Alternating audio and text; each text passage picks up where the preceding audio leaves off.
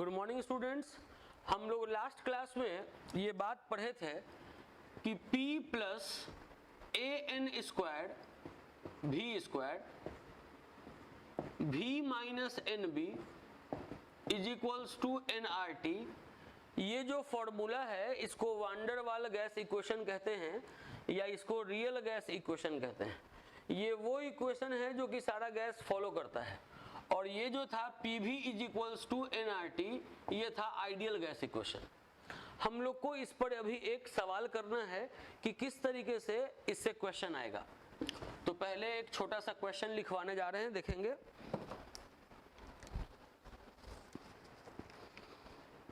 Calculate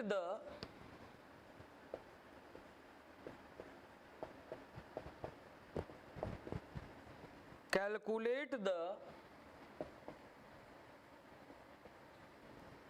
pressure exerted by 110 gram CO2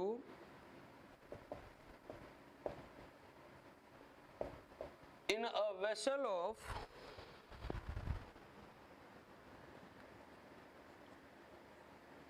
2 liter capacity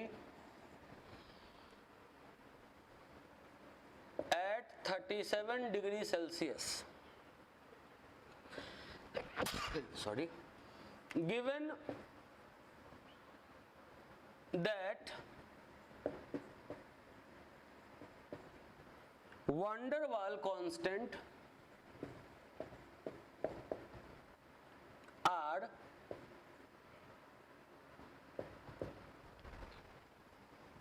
A is equals to 3.59 atmosphere liter square mole minus 2 and B is equals to 0.0427 liter per mole. Compare the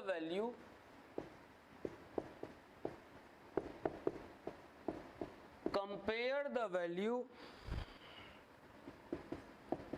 if gas were considered as ideal. Compare the value if gas were considered as ideal. देखिए, पहले तो धीरे धीरे questions को पढ़ के सारा data हम लोग कलेक्ट करते हैं कि क्या दिया हुआ है, क्या पूछ रहा है। Calculate the pressure exerted by 110 gram CO2। 110 gram CO2 gas कितना प्रेशर लगा रहा है वो हम लोग को प्रेशर पूछ रहा है, प्रेशर पूछा जा रहा है। किससे प्रेशर पूछा जा रहा है? तो 110 ग्राम CO2 गैस से। मास दिया हुआ है 110 ग्राम। CO2 का फॉर्मूला मास अगर निकाले, तो मास दिया हुआ है, फॉर्मूला मास अगर निकाले तो C का मास होता है 12, एक ऑक्सीजन का होता है 16, तो 2 ऑक्सीजन है तो 32, इसको अगर जोड़ेंगे तो 44। इसका यूनिट होता है ग्राम पर मोल। मास हो गया 110 ग्राम, फॉर्मूला मास हो गया 44 ग्राम पर मोल। 110 ग्राम CO2 गैस कितना लीटर के बर्तन में रखा हुआ है? तो 2 लीटर के बर्तन में रखा हुआ है। कितना टेम्परेचर पे रखा हुआ है? तो 37 डिग्री सेल्सियस पर रखा हुआ है, जिसमें अगर 273 अगर जोड़ दें तो इतना केल्विन। ये जो वान डर वाल कांस्टेंट है ए का वैल्यू है 3.59, यूनिट है एटमॉस्फेयर लीटर स्क्वायर पर मोल।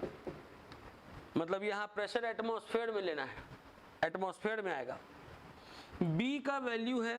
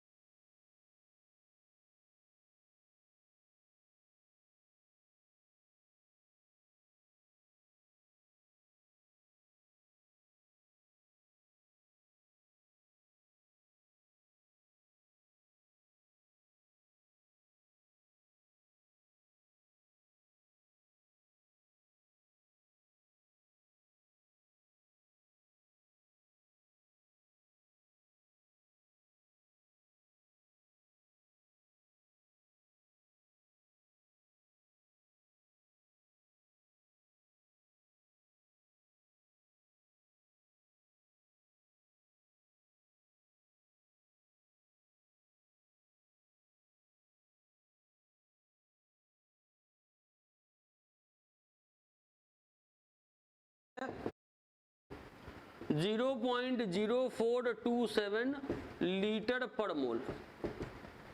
अगर ये एटमॉस्फेयर में है तो गैस कांस्टेंट का वैल्यू 0.0821 लीटर एटमॉस्फेयर पर केल्विन पर मोल, ये वाला वैल्यू रखेंगे।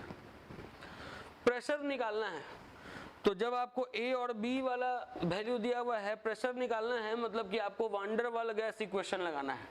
तो फॉर्मूला है P plus AN square V square into V minus NB is equals to nRT। आपको ये प्रेशर बराबर लिखना है। तो प्रेशर बराबर है nRT, दोनों के बीच में कोई साइन नहीं है मतलब इंटू है। बराबर के अगर इधर ये जाएगा इंटू वाला तो ये नीचे चल जाएगा डिवाइड में ऐसे, और ये जो P प्लस ये है बराबर के इधर जाएगा तो ये माइनस हो जाएगा AN square by V square. अब देखिए फॉर्मूला में ऐसा क्या है जो आपके पास नहीं है, तो N आपको नहीं दिया हुआ है तो N आप निकाल लीजिए। N होता है मोल, मोल का फॉर्मूला होता है मास बाई फॉर्मूला मास। मास दिया हुआ है 110, अब फॉर्मूला मास है 44, डिवाइड करिएगा तो 2.5 आ जाएगा। N का वैल्यू निकल गया। अब सारे डेटा को पुट करेंगे।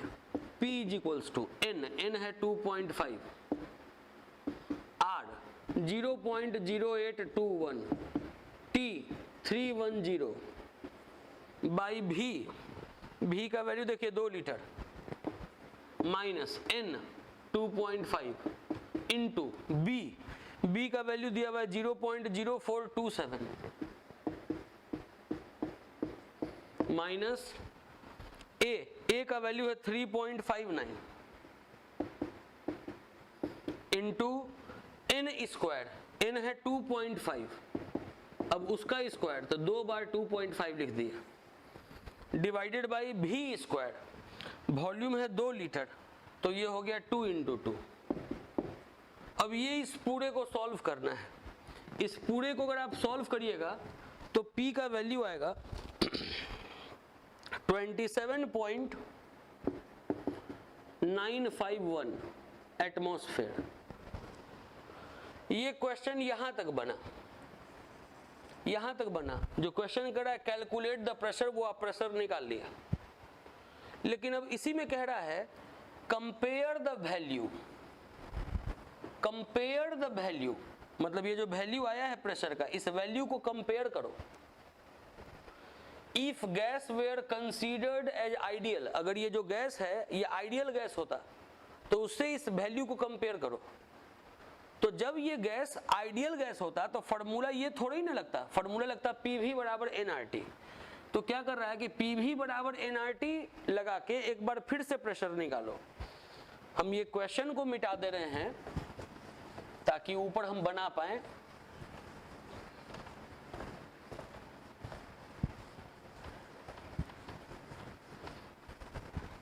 क्वेश्चन में कह रहा है कि ये जो प्रेशर आया है, ये जो वैल्यू आया है, उसको उस वैल्यू से कंपेयर करो जब ये गैस आइडियल होता। तो इतना बनाने के बाद लिखना पड़ता है कि व्हेन गैस इज आइडियल, अगर गैस आइडियल होगा तो फॉर्मूला लगेगा PV is equals to nRT। Pressure निकालना है तो nRT बाई V करेंगे। N का वैल्यू आ चुका है 2.5, R है 0.0821, टेम्परेचर है 310 केल्विन, अब वॉल्यूम है 2 लीटर। इसको सॉल्व करेंगे, इसको जब सॉल्व करेंगे तो आएगा 31.813, ये आएगा। अब दोनों को कंपेयर करना है तो देखिए कि दोनों में किसका वैल्यू ज्यादा है, तो इसका वैल्यू ज्यादा है। तो pressure of ideal gas is more than pressure of real gas. तो सिंपल सा बात है, आइडियल गैस में तो हम लोग ये मानते हैं कि पार्टिकल पार्टिकल के बीच में कोई अट्रैक्शन फोर्स लग ही नहीं रहा है, तो वो आराम से टकराएगा, आराम से टकराएगा तो ज्यादा प्रेशर लगाएगा। तो आइडियल गैस में इसीलिए प्रेशर ज्यादा आया है, रियल गैस में इसीलिए प्रेशर कम आया है। इतना पहले नोट कर लीजिए आप। अब कॉपी पर हम लोग अगला हेडिंग देखेंगे, liquefaction of gases. Liquefaction of gases मतलब गैस का लिक्विड बनना। तो ये जानेंगे कि कोई भी गैस को लिक्विड बनाया जा सकता है। सबसे पहला लाइन तो यही लिखेंगे, gases can be liquefied. Gases can be liquefied. Gas को हम लोग लिक्विड बना सकते हैं। कैसे बना सकते हैं? तो अगर प्रेशर को बढ़ाएं तब, टेम्परेचर को घटाएं तब। Gases can be liquefied by increasing pressure, by increasing pressure and by decreasing temperature.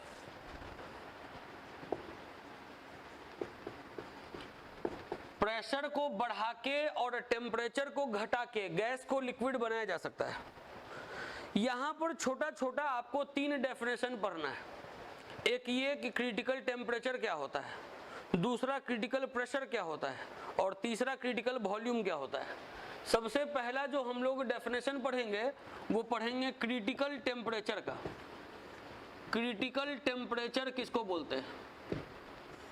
Critical temperature को शॉर्ट में ऐसे लिखेंगे, बड़ा वाला टी और उसके नीचे छोटा सा सी। पहले तो डेफिनेशन लिख दे रहे हैं, उसके बाद फिर इसको समझाते हैं। It is the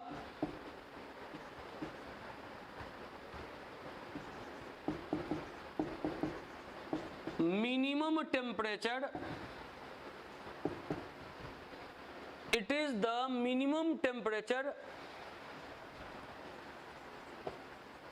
above which a gas can't be liquefied. It is the minimum temperature above which a gas can't be liquefied, however high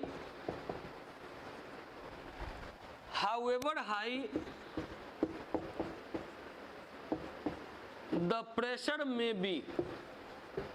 देखिए बहुत आसान डेफिनेशन है, लेकिन दिमाग शांत करके केवल मेरे बातों को अगर फोकस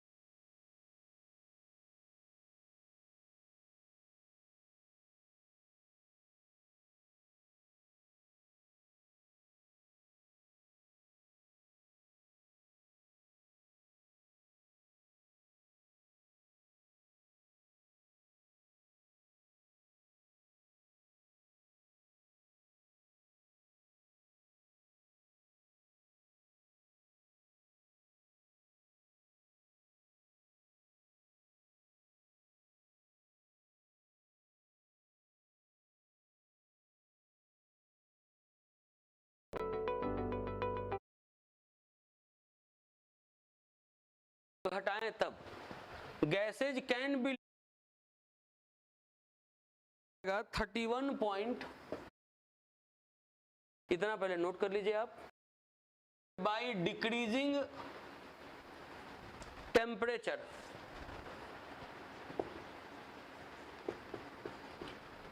प्रेशर को बढ़ा के और टेम्परेचर को घटा के गैस को लिक्विड बनाया जा सकता है। यहां पर छोटा छोटा आपको 3 डेफिनेशन पढ़ना है। एक ये कि क्रिटिकल टेम्परेचर क्या होता है, दूसरा क्रिटिकल प्रेशर क्या होता है, और तीसरा क्रिटिकल वॉल्यूम क्या होता है। सबसे पहला जो हम लोग डेफिनेशन पढ़ेंगे वो पढ़ेंगे क्रिटिकल टेम्परेचर का। क्रिटिकल टेम्परेचर किसको बोलते हैं? क्रिटिकल टेम्परेचर को शॉर्ट में ऐसे लिखेंगे, बड़ा वाला टी और उसके नीचे छोटा सा सी। पहले तो डेफिनेशन लिख दे रहे हैं, उसके बाद फिर इसको समझाते हैं। It is the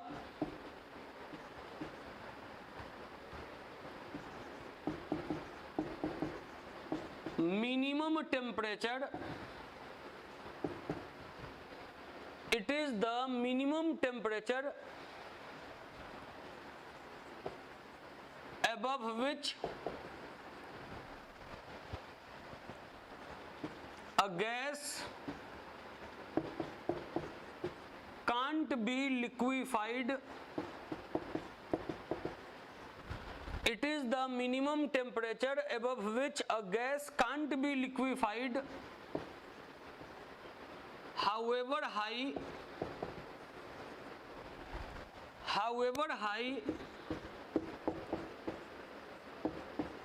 the pressure may be। देखिए बहुत आसान डेफिनेशन है, लेकिन दिमाग शांत करके केवल मेरे बातों को अगर फोकस करिएगा तब बढ़िया से समझ में आएगा। क्रिटिकल टेम्परेचर क्या है सुनिए। ये गैस जार है जिसमें पिस्टन रॉड लगा हुआ है कि आप इस पिस्टन रॉड को नीचे दबाएंगे तो प्रेशर बढ़ेगा, ऊपर उठाएंगे तो प्रेशर घटेगा। इसमें CO2 गैस रखा हुआ है। हम आपको ये बता दे रहे हैं कि CO2 का क्रिटिकल टेम्परेचर, हर गैस का अपना क्रिटिकल टेम्परेचर होता है, तो CO2 का क्रिटिकल टेम्परेचर 30.1 डिग्री सेल्सियस है। हर गैस का अपना क्रिटिकल टेम्परेचर होता है, जिसमें CO2 का क्रिटिकल टेम्परेचर है 30.1 डिग्री सेल्सियस। अब ये होता क्या है ये सुनिए।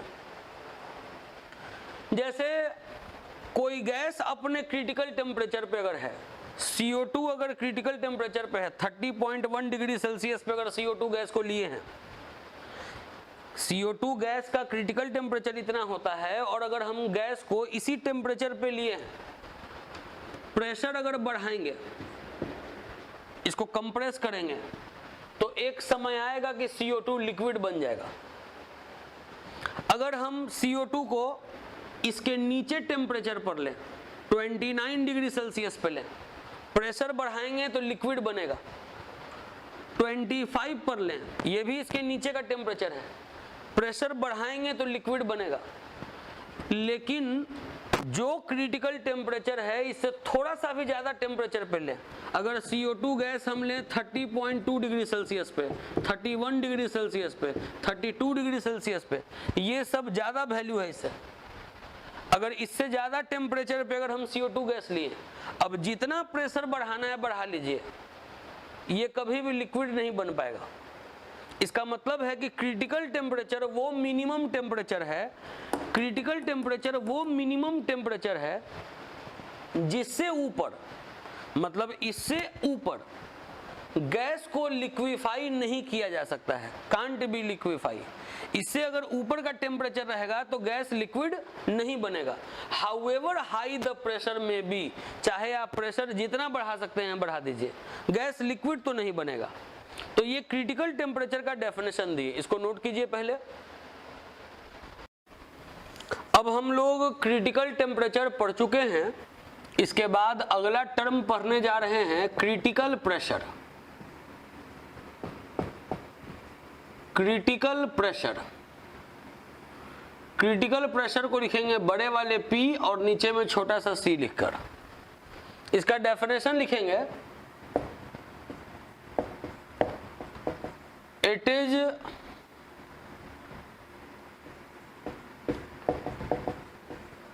Defined as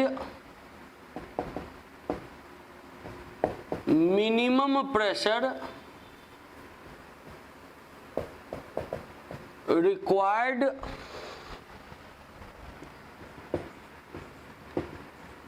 to liquefy 1 mole of gas at critical temperature। देखिए, अगर कोई गैस लिए और कितना लिए, तो 1 मोल गैस लिए। जैसे अगर मान लीजिए कि इसमें 1 मोल CO2 गैस लिए, कोई गैस लिए और कितना लिए, तो 1 मोल लिए। किस टेम्परेचर पर लिए, तो क्रिटिकल टेम्परेचर पर लिए। CO2 का क्रिटिकल टेम्परेचर लिखवा चुके हैं, एक ही गैस का क्रिटिकल टेम्परेचर लिखवाते हैं इसलिए ताकि बार बार उसको लिखवाएं, याद हो जाए। कोई गैस लिए, कितना लिए, तो 1 मोल लिए। किस टेम्परेचर पर लिए, तो क्रिटिकल टेम्परेचर पर लिए। अब हम चाहते हैं इसको लिक्विड बनाना, तो प्रेशर बढ़ाएंगे, प्रेशर बढ़ाएं और बढ़ाएं और बढ़ाएं। जब वो लिक्विड बन गया, जिस प्रेशर पर लिक्विड बन गया, उस प्रेशर को क्रिटिकल प्रेशर कहेंगे। वो कम से कम प्रेशर जो जब लगाएं 1 मोल गैस पर, जो कि क्रिटिकल टेम्परेचर पे है, और वो गैस लिक्विड बन जाए, उसी प्रेशर को क्रिटिकल प्रेशर कहेंगे। कोई पूछे क्रिटिकल प्रेशर क्या है, तो क्रिटिकल प्रेशर का डेफिनेशन दिए कि it is defined as minimum pressure required to liquefy 1 mole of gas at critical temperature. अगर कोई गैस 1 मोल है, किस टेम्परेचर पे है, तो अपने क्रिटिकल टेम्परेचर पे है, और जिस मिनिमम प्रेशर पे वो लिक्विड बन जाता है, उस प्रेशर को हम लोग क्रिटिकल प्रेशर कहते हैं। अब इसके बाद फिर जो टर्म आता है वो है क्रिटिकल वॉल्यूम।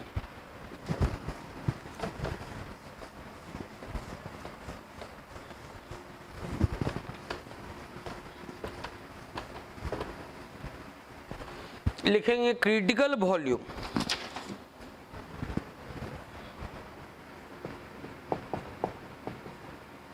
क्रिटिकल वॉल्यूम इसको लिखते हैं V और नीचे में छोटा सा c से। इसका डेफिनेशन है volume occupied by 1 mole of gas, volume occupied by 1 mole of gas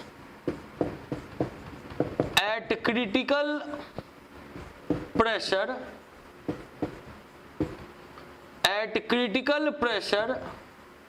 and temperature। Volume occupied by 1 mole of gas at critical pressure and temperature is called critical volume। देखिए बात सुनिएगा, बोले कि अगर मान लीजिए कि कोई कंटेनर है, इस कंटेनर में कोई गैस रख दी है। बच्चों के दिमाग में एक बात आता है कि क्रिटिकल वॉल्यूम में क्या डेफिनेशन होगा। गैस को तो जिस कंटेनर में रखेंगे उसके वॉल्यूम के बराबर गैस का वॉल्यूम हो जाएगा। तो बात सुनिए, यहाँ पर थोड़ा सा दिमाग लगाइएगा, बहुत आराम से समझ में आएगा। बोले कि कोई गैस लीजिए, गैस कितना लीजिए, तो 1 मोल गैस लीजिए।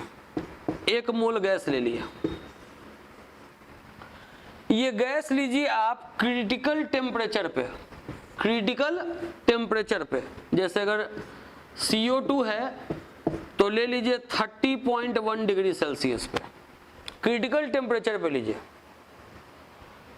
क्रिटिकल प्रेशर उस पे लगा दीजिए। जब इस पे क्रिटिकल प्रेशर लगा दीजिएगा तो ये गैस तो लिक्विड बन जाएगा। बात सुन लीजिए, अगर कोई गैस क्रिटिकल टेम्परेचर पे है और उस पे आप अगर क्रिटिकल प्रेशर लगा दीजिएगा तब तो वो लिक्विड बन जाएगा। लिक्विड अगर बनेगा तो कुछ वॉल्यूम ऑक्यूपाई करेगा, उसी वॉल्यूम को क्रिटिकल वॉल्यूम कह देंगे। कोई भी एक मोल गैस अगर क्रिटिकल टेम्परेचर क्रिटिकल प्रेशर पे होगा तो वो लिक्विड बन जाएगा। लिक्विड बनने के बाद उसका जो भी वॉल्यूम होगा उसी वॉल्यूम को हम लोग क्रिटिकल वॉल्यूम कह देंगे। ये क्रिटिकल वॉल्यूम का डेफिनेशन हो गया। तो अभी हम लोग छोटा छोटा ये 3 डेफिनेशन पढ़े, एक पढ़े क्रिटिकल टेम्परेचर, एक पढ़े क्रिटिकल प्रेशर, एक पढ़े क्रिटिकल वॉल्यूम। अब हम लोग अगर गैस लिक्विड बन चुका है तो लिक्विड के थोड़े से प्रॉपर्टीज पे आएंगे। कॉपी पे लिखेंगे एक छोटा सा सवाल कि व्हेन अ लिक्विड बॉइल्स, कोई लिक्विड कब बॉयल करता है। क्वेश्चन के तौर पे लिखेंगे व्हेन अ लिक्विड बॉइल्स, कोई लिक्विड कब बॉयल करता है। अब कोई बोल देगा बच्चा गर्म करिएगा तब बॉयल करेगा, तो ये कोई डेफिनेशन नहीं हुआ। कोई अगर पूछ देगा आपसे कि लिक्विड कब बॉयल करता है, तो दिमाग में एक बात रखिए कि जब आप किसी लिक्विड को गर्म करते हैं तो पहले उसका वेपर बनने लगता है, और गर्म करेंगे और वेपर बनेगा, वो वेपर प्रेशर लगाने लगेगा। एक समय जो वेपर का प्रेशर है एटमॉस्फेयर के प्रेशर के बराबर हो जाएगा, तब लिक्विड बॉयल करेगा। ये माइंड सेट रखिए इतना बात। कोई लिक्विड कब बॉयल करता है, तो जब उसका वेपर का प्रेशर एटमॉस्फेयर के प्रेशर के बराबर हो जाता है तब लिक्विड बॉयल करता है। आज के बाद अगर कोई पूछे कि कोई लिक्विड कब बॉयल करता है तो क्या बोलेंगे कि जब उस लिक्विड का वेपर का प्रेशर एटमॉस्फेयर के प्रेशर के बराबर हो जाएगा तब लिक्विड बॉयल करेगा। तो इसका आंसर लिख दे रहे हैं कि when vapour pressure of liquid becomes equal to atmospheric pressure, when vapor pressure of liquid becomes equal to atmospheric pressure, then liquid boils। कोई लिक्विड कब बॉयल करेगा, तो जब लिक्विड का वेपर प्रेशर एटमॉस्फेरिक प्रेशर के बराबर हो जाएगा तब लिक्विड बॉयल करेगा। और जिस टेम्परेचर पर ऐसा होगा उस टेम्परेचर को लिक्विड का बॉइलिंग पॉइंट कहेंगे। The temperature at which liquid boils is called its boiling point. बोले वो टेम्परेचर जिस टेम्परेचर पर लिक्विड बॉयल करेगा उसको बोलेंगे उस लिक्विड का बॉइलिंग पॉइंट। ये जो बॉइलिंग पॉइंट है कोई भी लिक्विड का, ये जो बॉइलिंग पॉइंट है वो 2 तरीके का होता है। एक होता है नॉर्मल बॉइलिंग पॉइंट। जी ये नहीं पता होगा समझ लीजिए, बॉइलिंग पॉइंट भी 2 होता है। एक होता है नॉर्मल बॉइलिंग पॉइंट, एक होता है standard boiling point. Boiling point भी 2 प्रकार का होता है, एक होता है नॉर्मल बॉइलिंग पॉइंट, एक होता है स्टैंडर्ड बॉइलिंग पॉइंट। पहले इतना नोट कीजिए फिर इसको बताते हैं आगे। तो पहले इसको अब मिटा देते हैं, उसके बाद आगे बता रहे हैं। अभी बोले कि कोई लिक्विड कब बॉयल करेगा, कोई लिक्विड कब बॉयल करेगा, तो जब उसका वेपर का प्रेशर एटमॉस्फेयर के प्रेशर के बराबर होगा तो लिक्विड बॉयल करेगा। और जिस टेम्परेचर पर बॉयल करेगा उस टेम्परेचर को लिक्विड का बॉइलिंग पॉइंट कह देंगे। बॉइलिंग पॉइंट बताएं कि 2 प्रकार का, नॉर्मल बॉइलिंग पॉइंट और स्टैंडर्ड बॉइलिंग पॉइंट। जब एटमॉस्फेयर का प्रेशर आप 1 एटमॉस्फेयर माने, एटमॉस्फेयर का प्रेशर अगर आप 1 एटमॉस्फेयर माने तो जो बॉइलिंग पॉइंट होगा उसको नॉर्मल बॉइलिंग पॉइंट कहेंगे। और एटमॉस्फेयर का प्रेशर अगर 1 बार माने तब जो बॉइलिंग पॉइंट होगा उसको स्टैंडर्ड बॉइलिंग पॉइंट कहेंगे। अब कोई पूछे कि हम लोग माने क्या, होता कितना है, तो दोनों लगभग बराबर ही है, इसीलिए ऐसा बात हो रहा है। दोनों लगभग बराबर है। अगर एटमॉस्फेयर का प्रेशर अगर आप 1 एटमॉस्फेयर मानिएगा तो नॉर्मल बॉइलिंग पॉइंट, 1 बार मानिएगा तो स्टैंडर्ड बॉइलिंग पॉइंट। पहले तो लिख दे रहे हैं नॉर्मल बॉइलिंग पॉइंट का, पहले डेफिनेशन लिख दे रहे हैं कि व्हेन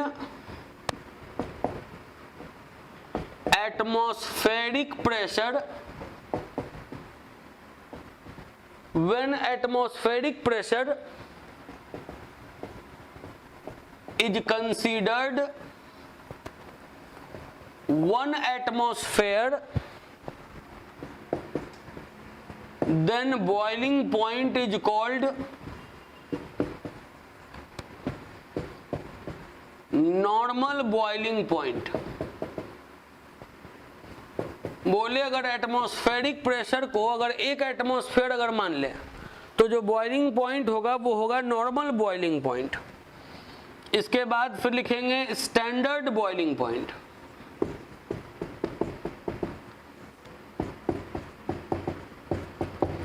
कि when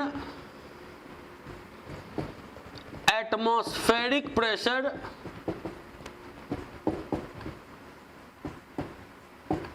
is considered 1 bar, then boiling point is called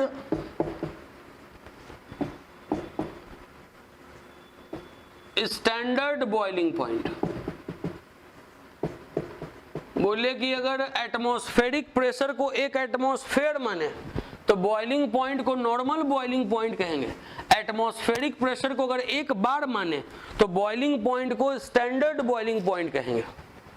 होता क्या है कि 1 एटमॉस्फेयर और 1 बार लगभग बराबर होता है। 1 एटमॉस्फेयर और 1 बार लगभग बराबर होता है, इसीलिए बता रहे हैं कि अगर एटमॉस्फेरिक प्रेशर को 1 एटमॉस्फेयर मानेंगे तो नॉर्मल बॉइलिंग पॉइंट, 1 बार मानेंगे तो स्टैंडर्ड बॉइलिंग पॉइंट। 1 एटमॉस्फेयर ऐसे थोड़ा सा बड़ा होता है 1 बार से। ये रिलेशन हम स्टार्टिंग में लिखवाए थे कि 1 एटमॉस्फेयर का मतलब होता है 1.013 बार। तो जब 1 एटमॉस्फेयर थोड़ा बड़ा है 1 बार से, इसका मतलब है कि नॉर्मल बॉइलिंग पॉइंट भी थोड़ा बड़ा होगा स्टैंडर्ड बॉइलिंग पॉइंट से। एग्जाम्पल के तौर पे हम आपको लिखवा दे रहे हैं कि नॉर्मल बॉइलिंग पॉइंट होता है वाटर का 100 डिग्री सेल्सियस। जो हम लोग बोलते हैं कि वाटर का बॉइलिंग पॉइंट है 100 डिग्री सेल्सियस, वो नॉर्मल बॉइलिंग पॉइंट है। लेकिन जब स्टैंडर्ड बॉइलिंग पॉइंट का अगर बात करेंगे, standard boiling point of water, तो वो इससे थोड़ा कम होता है 99.6 डिग्री सेल्सियस। तो इतना आप आज पढ़िए, अगले क्लास में ये चैप्टर को कंप्लीट कर दिया जाएगा। Enough for the day.